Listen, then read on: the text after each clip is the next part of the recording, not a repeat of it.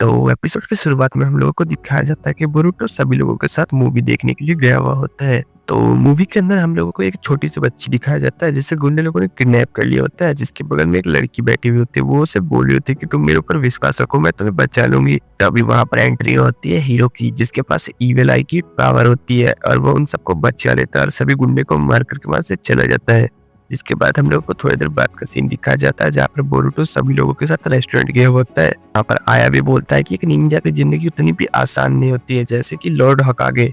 वो भी बिल्कुल इसी मूवी के हीरो की तरह है, वो भी हम लोगों की हमेशा रक्षा करते हैं। जिसे सुनकर के बोरुटो बोलता है कि तुम लोगों को लगता है, वैसा बिल्कुल भी नहीं है, वो बिल्कुल ही कूल नहीं है। वो सुबह भी लेट सो करके उठते हैं, बिना खाना खाए ऑफिस चले जाते हैं, यहाँ तक कि कभी कभी अपने जूते भी उल्टे पहन लेते हैं। और एक दिन मेरी मॉम ने उनको कपड़े देने के लिए कहा, जिसके लिए मैं उसके ऑफिस गया था। वो काम में इतने ज्यादा बिजी थे कि वो बिल्कुल ही थक चुके थे। जिसे देख करके फिर बोरुटो बोलता है कि वो सब लोग बिल्कुल कूल नहीं होते, कोई भी हीरो कूल नहीं होता। के बाद हम लोग को थोड़ी देर बाद का सीन दिखाया जाता है जहाँ पर सिकाडाई और बोरुटो एक ट्रेन के ऊपर बैठे हुए होते हैं। जिसे सुनकर के सिकाडाई बोलता है कि तुम्हें क्या लगता है, कोई भी हीरो बिल्कुल कूल नहीं होता। जिसके बाद सिकाडाई बोलता है हम लोग इस विलेज के कूल हीरो बनेंगे। जिसके बाद बोरुटो बोलता है कि हम लोगों को उस पर्पल लाइटनिंग वाले को ढूंढना पड़ेगा, जिसके वजह से ये पूरे विलेज को लोग के परेशान हो चुके हैं। जिसके बाद सिकाडाई बोलता है कि उसके लिए हम लोग को होकागे के सर को बताना पड़ेगा। जिसके बाद बोरुटो अपने डैड की हालत देखते हुए याद करता है, बोलता है नहीं, हम लोग उनकी मदद नहीं ले सकते इस काम में। बस सिकाडाई वहां से चला जाता है और बोरुटो भी अपने घर आकर के वही मैगजीन पढ़ने लगता है उसी हीरो का। और उसके बाद वो सारे डॉक्यूमेंट्स इकट्ठे करने लगता है कि कैसे वो पर्पल लाइटनिंग लोग के ऊपर आ रहा है। उसके बाद बोरुटो अपनी 3-4 शैडो क्लोन बना लेता है और बोलता है अकेले काम करने से अच्छा 3-4 शैडो क्लोन रहेंगे तो जल्दी काम हो जाएगा। जिसके बाद एक शैडो क्लोन बोलता है कि मुझे तो लगता है वो एक मॉन्स्टर है। जिसके बाद दूसरा शैडो क्लोन बोलता है नहीं, मुझे तो नहीं लगता कि वो मॉन्स्टर है, कोई भी चक्रा बिल्कुल मॉन्स्टर की तरह नहीं दिख रहा था। के बाद एक शैडो क्लोन बोलता है कि हम लोगों को डैड की मदद लेनी चाहिए, वही हम लोगों को इससे बचा सकते हैं। लेकिन तभी दूसरा शैडो क्लोन बोलता है कि नहीं, इसमें हम लोग डैड और किसी को भी अपने दोस्तों तक को नहीं बताऊंगा, मुझे तो बस उससे बदला लेना है जिसने मेरे दोस्त लोगों को परेशान करके रखा है। जिसके बाद बोरुटो का एक शैडो क्लोन बाहर चला जाता है जहाँ पर वो देखता है कि वहाँ पर सिकाडाई बैठा हुआ होता है। दोनों सुशी खाने के लिए चले जाते हैं जहाँ पर वो लोग सब बात कर रहे होते हैं। जिसके बाद सिकाडाई बताता है कि तुम्हारी मॉम भी ब्याकुगान यूजर है ना, तो कहीं ऐसा नहीं कि तुम्हारा ब्याकुगान एक्टिव हो गया हो जिसके वजह से तुम सारे मॉन्स्टर के चक्र देख सकते हो। के बाद वहाँ पर मित्सुकी भी आ जाता है और सिकाडाई बोरुटो को बोलता है कि इसके बारे में तुम्हें अपने डैड से बात कर लेनी चाहिए और मित्सुकी भी उसे बहुत समझाता है। जिसके बाद बोरुटो मान जाता है अपने डैड से बात करने के लिए। के बाद बोरुटो अपने घर जाता है और सो जाता है और उसके बाद उसे सपने में एक आदमी दिखाई देता है जो कि पीछे से आकर उसे बोल रहा होता है, बोरुटो उज़ुमाकी, यही आंखें तुम्हें तुम्हारे फ्यूचर से बचाएगी और तुम्हें अपने फ्यूचर में जाकर के बहुत लोगों को बचाना है।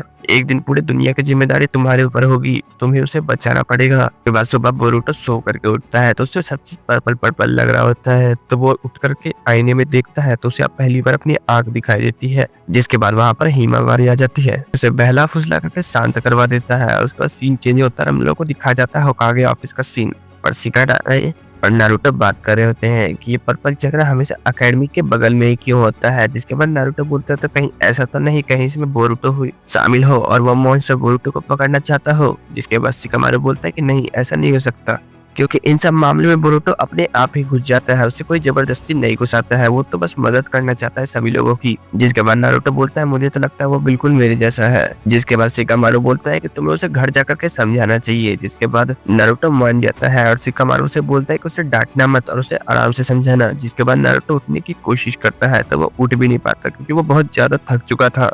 बस शिकामारु नारुतो को घर छोड़ने के लिए आता है और हिनाटा को बोलता है कि उसका ध्यान रखना। जिसके बाद उस लोग जाने लगते हैं। जिसके बाद नारुतो को ऊपर से बोरुटो की चिल्लाने की आवाज आती है।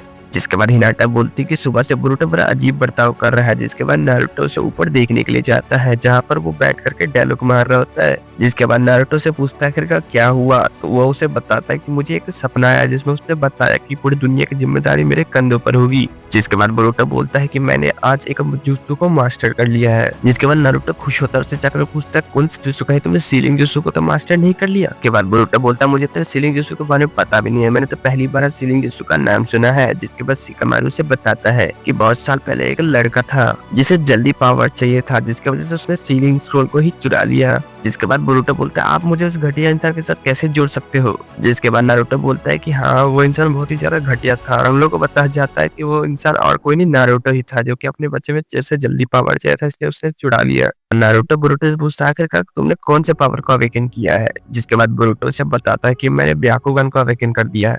जिसे सुन करके शिकामारु और हिनाटा बिल्कुल शॉक हो जाते हैं कि जिसके बाद शिकामारु बताता है कि ब्याकुगन को अचीव करने के लिए तुम्हें दिन रात बहुत ज्यादा इंटेंस ट्रेनिंग करनी पड़ेगी। इसके बाद बोरुतो बोलता है कि लगता है मैं एक जीनियस हूँ जिसने उसे बिना ट्रेनिंग के ही अवेकन कर लिया। नारुतो बोरुतो से बोलता है कि जहां तक मुझे पता है कि तुमने बिल्कुल भी ट्रेनिंग नहीं किया है तो ब्याकुगन अवेकन कैसे हो गया। जिसके बाद बोरुतो बोलता है तो आपको मेरे पर भरोसा नहीं है, मतलब मैं झूठ बोल रहा हूँ। जिसके बाद हिनाटा आकर के उसे समझाती है और बोलती है अगर ऐसी बात है तो तुम्हें अपने ग्रैंडपा से जाकर के बात करनी चाहिए। इसके बाद बोरुतो मान जाता है और हम लोगों को थोड़ी देर बाद सुबह का सीन दिखाया जाता है जहाँ पर उसके सभी दोस्त लोग बात कर रहे होते हैं कि बोरुतो अपने ग्रैंडपा के यहाँ पे गया है अपने ब्याकुगन के बारे में बात करने के लिए। जिसके बाद शिकाडाई उन सबको बताता है कि ब्याकुगन एक बहुत अजीब ताकत है जिसमें तुम लोग एनिमी के चक्र को भी देख सकते हैं और वॉल के आर पार भी देख सकते हैं और एनिमी अगला कौन सा मूव करने वाला है वो भी पता चल जाता है।